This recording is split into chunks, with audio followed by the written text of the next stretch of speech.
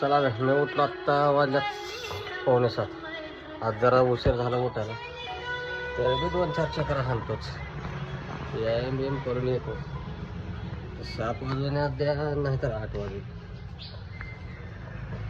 चला जरा थंडी वाजल्या म्हणून जरा टोपी घातलो, एक 2-4 राऊंड हाणलो का नाही थंडी गायब होत्या. मग घाम निघते आपला, पण गरम होता अंगात. मग टोपी बिपी सगळं बूट बीट काढून टाकायचं. मग जरा व्यायाम बियाम करायचं. मग उठा, ध्येय साध्य होईपर्यंत थांबू नका. आपलं ध्येय आतरणातच फुलाले का म्हणाला. हा असं कसं जमते बाबा.